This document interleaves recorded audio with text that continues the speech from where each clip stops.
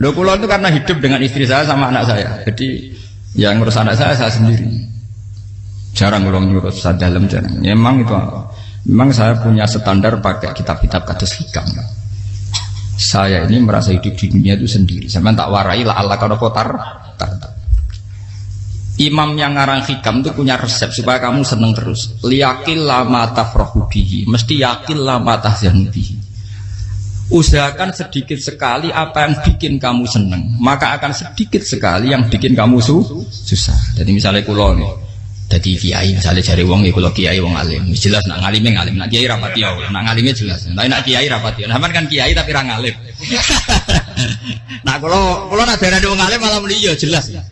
Nak kiai rapati ya, kulo rapati nurut tapi aturan masyarakat rapati napa.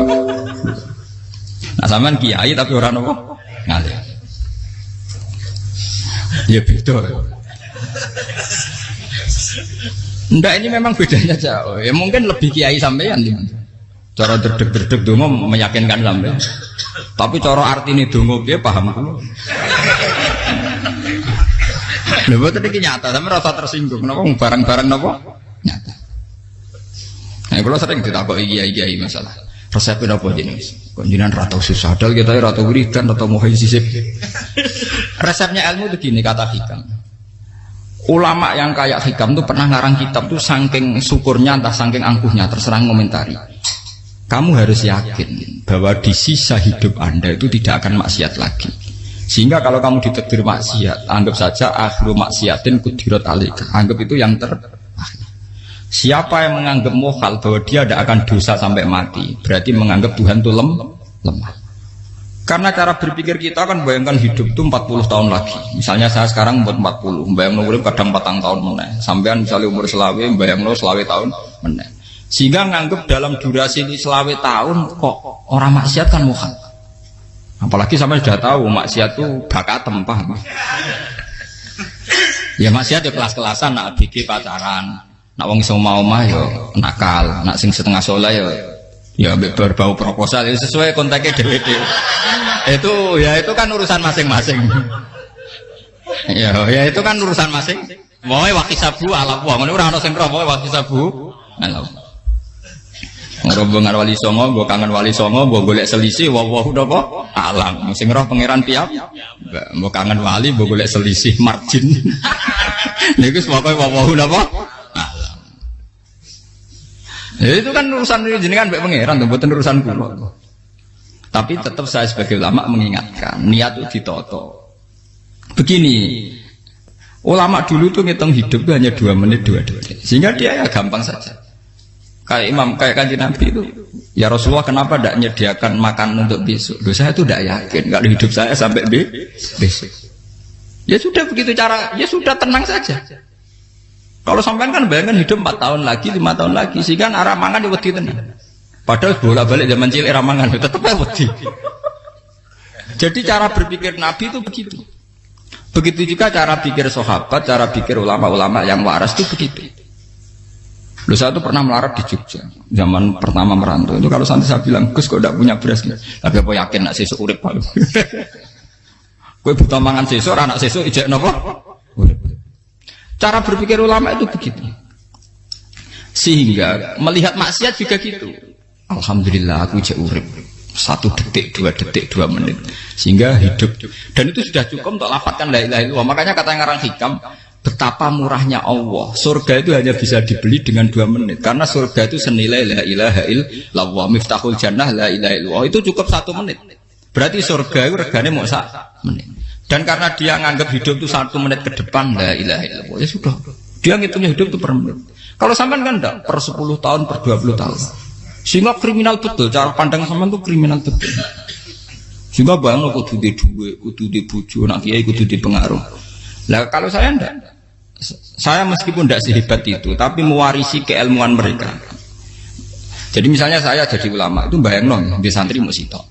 Islam pokoknya ke Ahmadiyah ya gitu saja. Ya pokoknya ya sudah gitu. Orang bayangno santri sing kelambinan takwa khusyuk salam tempel demen gelo, demen apa? Lo tanyakan santri-santri saya itu mungkin belum pernah nyuruh istri saya bikin kopi. Bisa dihitung. Karena saya itu sederhana saja. Misalnya saya pergi dari Jogja ini yang nyata salam. Bayangno bojo wis maca bawekno kopi, bukakno lawang malah kecewa. Seperti umumnya orang kan gitu. Semerantau ada bang bojoku nyuambut, digekno kopi, digodhogno banyu hangat teman, bareng teko bojone wangep kukur-kukur.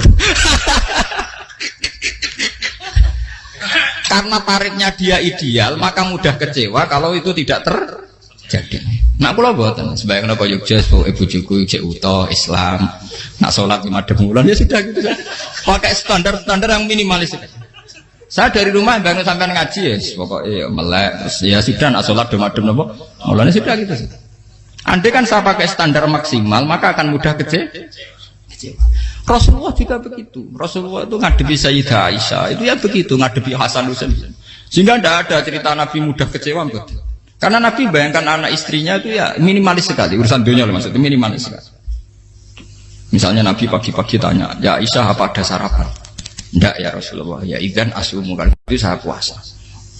Kalau sampean usul-usul ora digekno kopi wong wedok opo? Itu kan repot. Muni-muni itibak sunnah Rasul tapi enggak pernah sampean mendekati sunnah napa?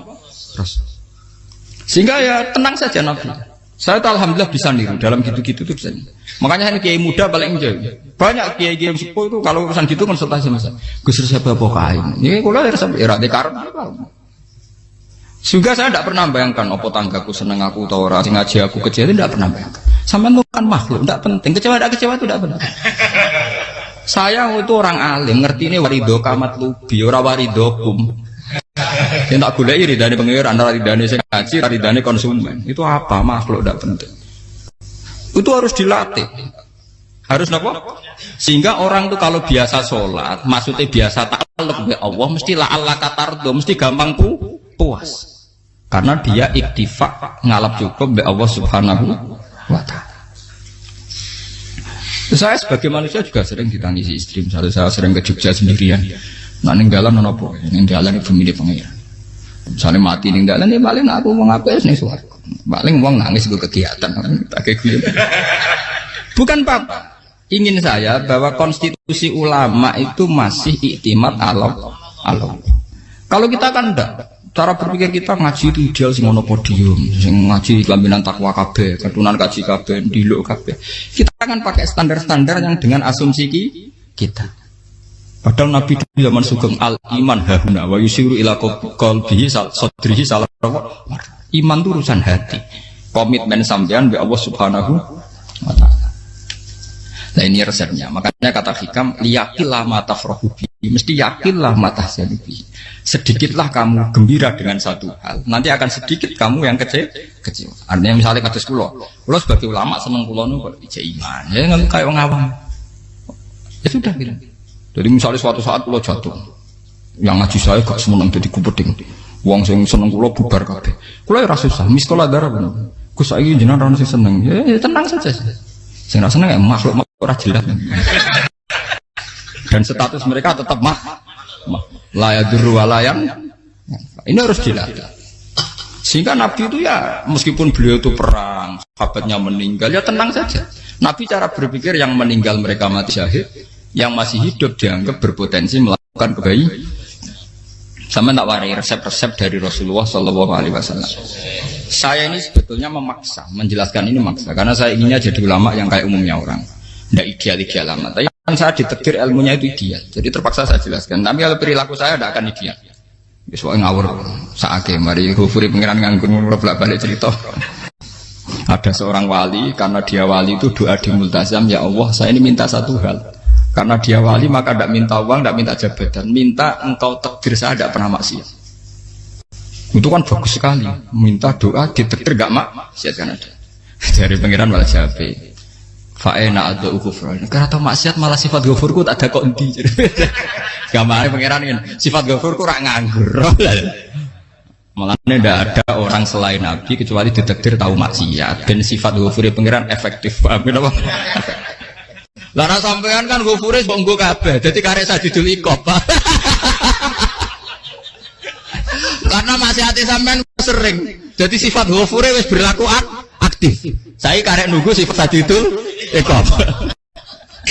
Paham ya?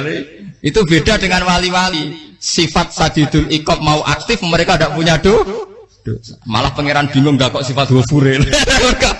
Apa Nape tak dakoki Ghafur ora tau dosa. Didakoki Sadidil kok gak tau maksiat. Jadi pangeran malah sing bingung. Nak kowe ora tau maksiat Ghafur kok tak dakoki. Kok ora tau maksiat? Wong iku ora tau apa? Didakoki Sadidil kok gak mungkin atau maksiat. Lah pangeran ape dakok Ghafur kan syaratnya dosa sik. Sampeyan kan walian. Ghafure wis dientekno. Keseringan kepake, paham ya?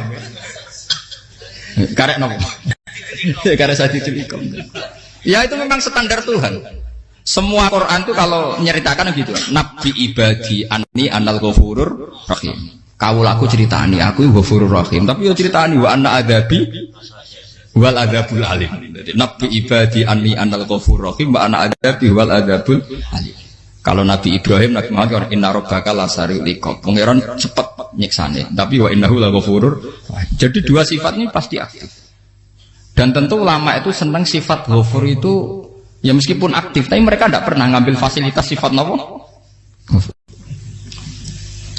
Kula baleni malih. Sehingga kayak Sayyidina Umar radhiyallahu anhu ketika beliau pertama jadi khalifah, ini cerita di kitab Hayati Sahabat. Pertama dia jadi khalifah, orang mengira dia akan ngomong hal-hal yang besar, visi besar tentang negara, visi besar tentang izzatil Islam wal muslim. Tapi ketika Umar pertama pidato begini, ayuhal muslimun ayuhan nas, ana, dari kata Sayyidina Umar, ana hulamun min bani Makhzum, akulu min kholati. Saya ini pemuda dari Bani Makhzum. Kecil saya bisa makan karena bulik-bulik saya punya kebun kurma yang kalau saya memanen diopahi beberapa biji dan itu menjadi kuti wahayati, menjadi saya bisa hidup.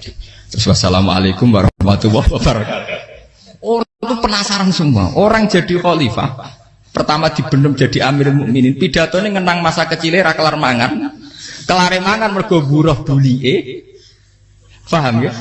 Ngondoh kurma terus dikai tamarotin, beberapa kurma sing dadekno iso. Dan itu saya pakai sampai ketemu Allah Subhanahu wa taala saya pakai. Misalnya sekarang saya mulya, misalnya kalau dibilang mulya ya ana sing nyucup, ana sing husnudzon, ana sing hormat, macam-macam sawangane. Itu bodoh sekali kalau saya menikmati itu, bodoh sekali. Paling banter nikmati dicucup dihormati itu apa? Tapi kalau nikmatnya bisa makan saat itu tuh nyawa. SBY jadi presiden prestasi, Gus Dur jadi presiden prestasi, tapi umpama presiden tetap mangan. Prestasi tertinggi adalah bisa makan selisat dirumki gojogonyo. Makanya Umar mengingatkan, sebetulnya nikmat tertinggi saya itu tidak saat saya jadi khalifah, saat itu kok aku iso mangan, cara gak aku mati. Paham ya? Jadi itu luar biasa. Kita ini kan menjadi angkuh karena ngitung nikmat itu yang besar-besar, punya prestasi, punya. Kalau saya enggak ngitung nikmat itu kelar mangan gak mati, kan gampang.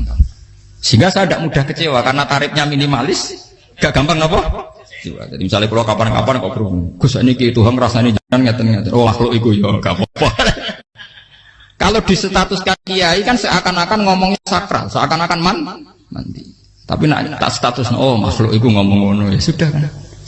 Menjadi kan distatuskan sebagai apa? Makhluk. Tentu makhluk statusnya la yadurru wala yanfa. Di sini ini penting. Orang-orang ahli tauhid tentu tidak punya kesusahan. Innalladzina qalu rabbuna wa tsummas taqamu. Itu mesti tidak ada kesusahan sama sekali. Misalnya ulama-ulama dulu mau mati, ya tenang saja. Mati kedua itu mati paling menantang ya, menyenangkan sekali. Karena mati yang seru itu mati zaman Al-Adam. Misalnya saya kelahiran tahun 70. Tahun 40-50 kan belum ada saya. Itu mati yang sejati karena Al-Adam. Kenapa? Al-Adam tidak ada. Mati yang nanti itu mati yang petualangan karena saya mati setelah menyaksikan kekuasaan Allah, setelah husnudzon sama Allah, sehingga mati yang menuruti kerinduan akan ketemu sang kekasih. Makanya Jalaluddin Ar-Rumi ketika mau meninggal dan orang-orang muridnya nangis, dia marah-marah. Hei murid-muridku, betapa bodohnya engkau. Saat kayak ini yang saya tunggu, saya sudah menyesal sampai Allah dat cinta senang. Aku kecewa waktu makhluk-makhluk koyo kowe. Saiki wis wayahe aku goleki kholik zat sing tak senengi malah mbok tangi. Cek bodhone kowe. Saat-saat sing tenteni malah mbok tantang. Betapa aku lamanya menunggu kematian ini. Mergo hidup itu keterpisahanku mbek Allah, kemen ketemu kowe jare. Malane Jalaluddin Rumilah yang mengistilahkan mati itu malam pengantin. Makanya fal'an awanu sirok minkum wa awan wisol habibi. Ini saat yang indah karena ketemu dengan berpisah dari makhluk-makhluk yang tidak penting menuju sama habibi kekasihku. Jadi yang misalkan mati itu malam pengantin. Semenjak istilah itu populer sehingga di Jawa ana ngipi dadi nganten takwilane mati. Itu filosofi sufi, ya filosofi napa? Lah niku tenan. Begitu juga sahabat-sahabat dulu. Bilal mau meninggal, anaknya udah nangis. Bilal lagu ya. Ditanya sama anaknya, kenapa anak-anak kamu nangis? Dan jenengan badhe kapundhut. Aku malah seneng nang mati. Hudan nalqal akhibah Muhammadan wa hisbah. Aku nak urip ketemune mbek kowe terus. Malah nak mati ketemu Nabi Muhammad. Hudan nalqal akhibah Muhammadan wa hisbah. Nah, dengan cara pandang begitu maka hidup itu enjoy saja. Ya saya sebenarnya keberatan pakai kelas ini keberatan karena saya harus ngulang sampean-sampean itu. Ya makanya potensi kayak saya tentu mengurangi jadwal ketemu. Makanya saya mohon kalau tidak penting itu jangan sungkan. Anggap saja itu bagian dari hormat saya. Ya minimal sampai misalnya di dua sekretari gue jajan pentolan enam lopo mau kesuwan bareng malah repot. Bos ganggu uang anak peleleran pak. Nah misalnya sampai kepen takok hukum, uang nak rapi pinter hukumnya takokan ya ringan, takok kita tanggam paling bisa. Karena pertanyaan yang ringan tentu ya ringan-ringan saja kan. Gak perlu kiai kali sampai rasa GR. Kalau pertanyaannya angel Gus gak ada sing iso jawab. Wong nak ralim tahke, ku pertanyaannya ya ora patimu tuh. Iku wis kangelan ngoten. Ini mboten ngenyek tapi padha enak. Padha napa? Makanya kalau latih. Jadi hikam sendiri itu ada manhaj, ada metode. Kalau orang supaya tardo, liyakil lama tafrahu bi, yakil lama tahzanu. Anak saya itu kalau habis main pulang itu saya senengnya pol. Istri saya pernah jangan. Gus, anak mulai senengnya dek biro-biro, anakku mulai nih ngomahku. Misalnya terus biye. Saya itu anakku lo main mulai itu seneng. Biro-biro anakku mulai nih ngomahku. Dipanggil anak saya bapak lu senengnya sak boleh. Biro-biro ada yang manggil bapak. Jadi saya pakai standar minimalis sekali. Saya tidak pernah pakai tarif. Dia anak yang ideal dihormati orang. Sampai anakku sujud nih pangeran, ngerti pentingnya mau tasbih. Makanya anak saya tak namakan tasbih semua. Itu ya sudah selesai. Saya tidak pernah bayangkan anak saya jadi kayak besar dihormati jemput.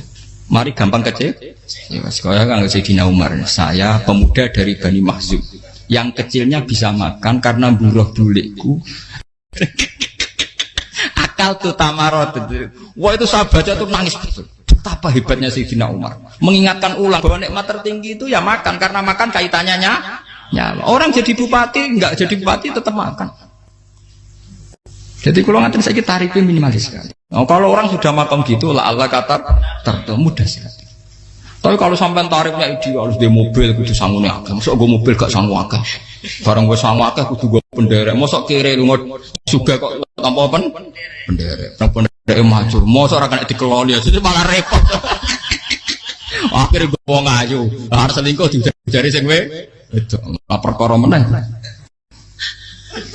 Mau ruwet nuruti tahapan-tahapan duniawi makanya resep kalau ingin itu kon sholat. Maksudnya sholat itu dihayati secara tauhid ya, dihayati secara tauhid. Misalnya innal sholati wa nusuki wa mahyaya wa mamati lillahi rabbil alamin. Itu akan pasti Allah kata pasti mudah melihat alam ini ridho.